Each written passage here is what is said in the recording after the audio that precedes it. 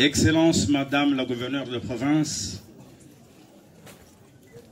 Honorable Monsieur le Président de l'Assemblée provinciale ici représenté, Honorables députés provinciaux, Monsieur le représentant de l'Église de Jésus-Christ des Saints des Derniers Jours au Kassai-Oriental, Messieurs, Madame l'administrateur de l'Upatapata, distingués invités en vos titres et qualités respectifs, Mesdames, Messieurs, la maison civile du chef de l'État, à travers sa coordination provinciale, se fait l'immense plaisir de vous souhaiter la bienvenue et surtout de vous remercier d'être venus nombreux pour cette cérémonie d'inauguration du menu réseau d'alimentation en eau potable construit par la maison civile du chef de l'État grâce à l'appui financier de l'Église de Jésus-Christ de Saints des Derniers Jours, notre partenaire de ce projet. Projet qui fait partie d'un lot de 11 forages d'alimentation en eau potable acceptés pour financement par l'Église de Jésus-Christ des Saints des Derniers Jours dans nos provinces des Kassai-Oriental et de l'Omami, conformément à l'accord de partenariat conclu entre ces deux parties. Fatibé, pour votre information, ce lot de 11 forages d'alimentation en eau potable en faveur de notre population vivant dans nos zones rurales s'inscrit dans le cadre de matérialisation de la vision du président de la République, chef de l'État, son Excellence M. Félix Antoine Tshisekedi Tshilombo, qui ne ménage aucun effort pour marquer sa proximité continuelle auprès de la population qu'il a portée au pouvoir depuis le 24 janvier 2019. Chers compatriotes, la cérémonie d'aujourd'hui est une journée spéciale et marque l'histoire de cette entité territoriale décentralisée. Il s'agit du secteur de Modibankacha, car ce qui était hier un rêve depuis plus de 100 ans est devenu une réalité aujourd'hui grâce à l'engagement et au développement de ces deux partenaires.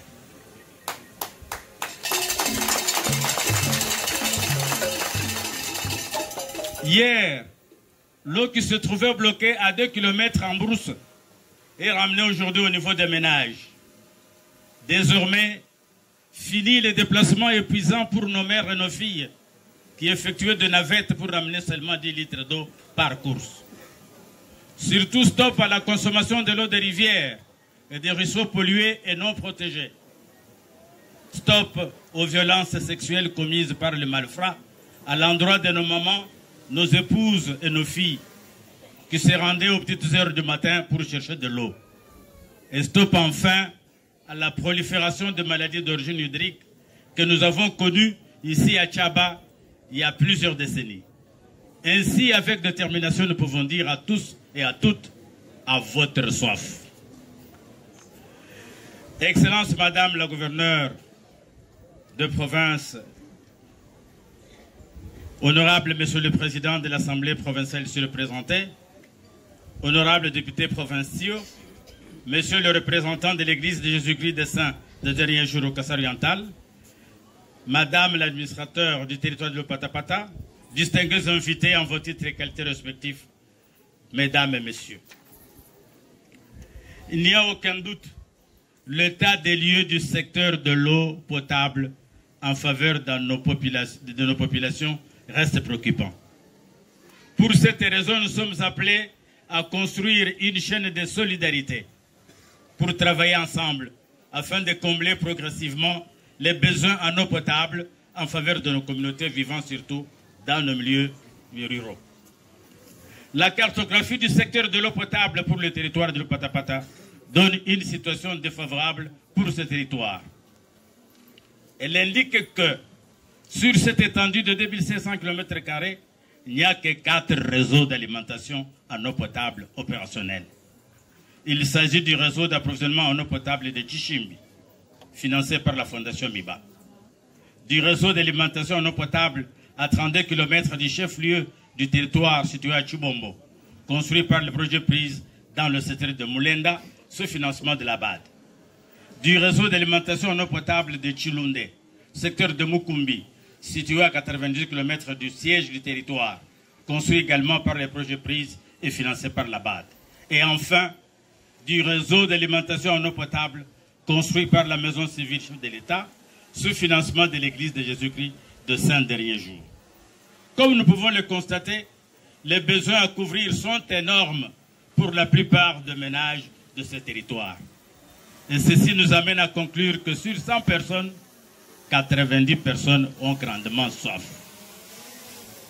C'est pourquoi la Maison civile chef de l'État estime nécessaire et indispensable de mettre autour d'une même table ces réseaux d'alimentation en eau potable pour qu'ils constituent un réseau professionnel ou thématique selon leurs ASUREP, afin de former une union des ASUREP, donc inter-ASUREP, de l'Opatapata, qui sera leur fer de lance pour booster le développement sectoriel de l'eau potable pour ces territoires. Donc, l'heure a sonné pour mettre ensemble ce qui nous unit et appuyer les chefs de l'État et mettre de côté ce qui nous divise pour que d'ici à la fin de 2035, par exemple, que ces inégalités soient suffisamment réduites par rapport à l'eau de boisson. Il est anormal d'attendre un autre siècle pour couvrir ces besoins. Ainsi donc, l'accompagnement de nos ETD à ce stade est vivement souhaité, comme elles sont selon la Constitution de la République, dotées toutes de personnalité juridique. Malgré cette initiative de notre part, certaines personnes parmi nous se demandent de quoi se mêle la maison civile du chef de l'État par rapport à ce genre d'activité, alors que nous avons d'autres interlocuteurs, tels que le gouvernement et d'autres structures étatiques intéressées. Ici, je peux seulement vous dire que nos ancêtres ont dit « Bouneneboachijuba Nkoka ». Comme nous pouvons le remarquer, cette question me donne l'occasion propice de parler brièvement mais utile de la nouvelle vision de cette entité de la présidence de la République. Je parle de la nouvelle vision de la maison civile du chef de l'État. Fatibé! Fatibé! En effet, depuis octobre 2020, son Excellence Félix Antoine Tshisekedi Tshilombo, président de la République démocratique du Congo, avait décidé de réorganiser sa maison civile en précisant sa vision et ses missions. Cette nouvelle vision se résume en deux challenges. Premièrement, faire ressentir à la population la proximité du chef de l'État à travers les actions de développement. Autrement dit, le peuple d'abord. Et accompagner socialement la famille du chef de l'État en vue d'en obtenir un soutien positif et une participation ferme à la réalisation de son mandat. Pour ce faire, la maison civile du chef de l'État a une triple mission. Première mission, assurer la gestion de la liste civile, l'intendance et la logistique des résidences et sites présidentiels privés. Deuxième mission, mettre en œuvre des actions concrètes à caractère social demandées par le chef de l'État. Et enfin, assurer une grande visibilité des actions du chef de l'État. C'est dans le cadre de l'implémentation de cette vision que l'opinion a pris l'habitude de voir la maison civile du chef de l'État très active sur le terrain. N'hésitez pas de faire recours à la maison civile du chef de l'État en cas de nécessité.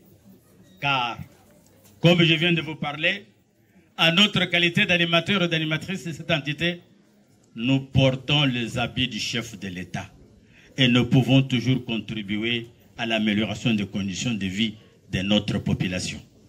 Fatibé, Fatibé. Pour conclure mon adresse, je voudrais vous tenir informé qu'après avoir achevé cet ouvrage, la maison civile chef de l'État, accompagnée par l'entreprise Hologue SAL et l'église des Jésuites de Saint-Dernier-Jour, a organisé avec l'appui des autorités politiques administratives, locales et traditionnelles, du 25 au 26 août 2022, une session de renforcement des capacités organisationnelle, technique et de gestion en faveur des communautés bénéficiaires. Cette session a concerné 30 délégués du groupement de Tchaba-Sangana, accompagnés par les animateurs institutionnels du secteur de Modibankacha, du chef de groupement de Tchaba-Sangana et de l'administrateur du territoire de Patapata. Cette session visait l'appropriation du projet et a abouti à la mise en place d'une association regroupant des délégués de la communauté avec tous leurs organes de gestion et de contrôle, dénommée Association des usagers du réseau de l'eau potable à Surep de Tchaba. Au terme de l'assemblée constituante de cette association, les délégués de la communauté ont fixé et approuvé le prix d'une unité de vente de l'eau potable à 50 francs congolais pour un bidon de 20 litres et à 100 francs congolais pour un bassin ordinaire.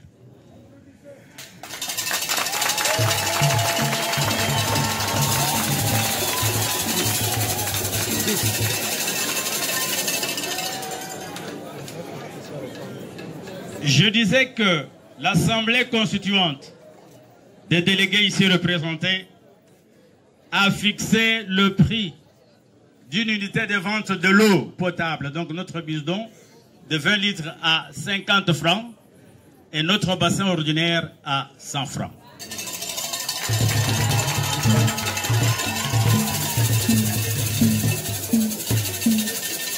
À cette occasion, la maison civile avait remis aux autorités locales et traditionnelles des modules de formation, accompagnés de la loi relative à l'eau potable promulguée par le chef de l'État, pour continuer la sensibilisation de la population bénéficiaire et bien protéger cet ouvrage. À travers cette loi, il y a des clauses qui punissent sévèrement les personnes qui vont saboter les ouvrages construits par le chef de l'État. Aux animateurs et animatrices des organes, nous avons remis tous les outils de gestion nécessaires pour bien assurer des recettes et des dépenses en rapport avec l'eau potable de Tchaba. Ces recettes serviront à la rémunération des fontainiers et des surveillants du réseau. Il en sera de même pour l'achat de quelques intrants et la maintenance du réseau. J'invite donc les personnes de bonne volonté de soutenir cet Azurep pour que l'eau soit toujours disponible à nos robinets et que les eaux soient étendues dans d'autres localités. Au cours de cette cérémonie de réception provisoire de l'ouvrage construit, les animateurs des organes de cette association seront présentés dans quelques instants à l'autorité provinciale. Et je vous confirme qu'ils se sont engagés à servir leur communauté à travers l'association des usagers du réseau de l'eau potable ainsi organisée. La coordination provinciale de la maison civile chef de l'État demande à la population bénéficiaire de cet ouvrage de bien protéger celui-ci en bonne mère de famille. De le protéger minutieusement pour qu'il serve non seulement cette génération, mais également les générations futures.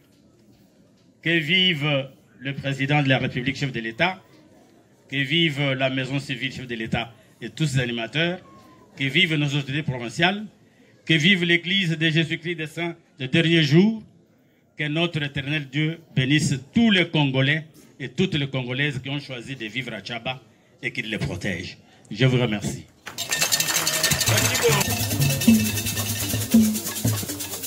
Gestion de l'Azurep et le gérant au quotidien de l'unité de gestion quotidien de venir ici pour prendre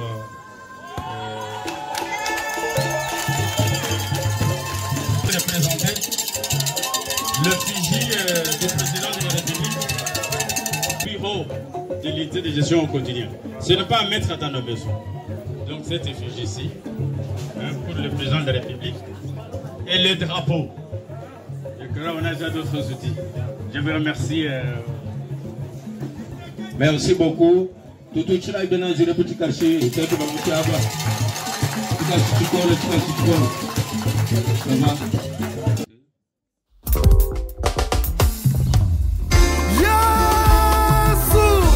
Hallelujah. Vous battez mes chers moi na manger. Car nzambe wanyi wewe uyakala mweji wa malu akemesha bantu nezira ku chintu mwakala wanyi nyanginde nenda ngebana neba wewe kiyosonje mushala nenda ungakita bani bwana wewe mundekele kalamba ini baseka shama wanyi kwata kuchanza twende neba jila mtamba bule wanyi zambi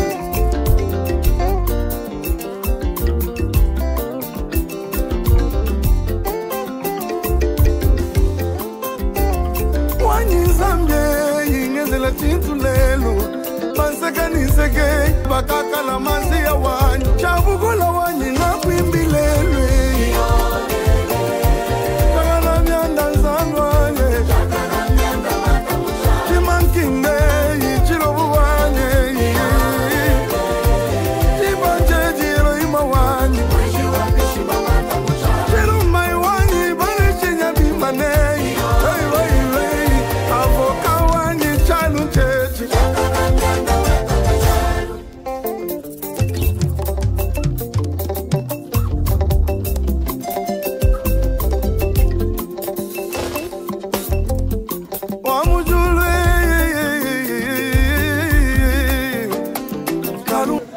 Voilà, depuis Tchaba, c'est de cette manière que se termine ce reportage que nous avons réalisé pour vous ici à Tchaba Moulombo, au nom et pour les comptes de la maison civile du chef de l'État.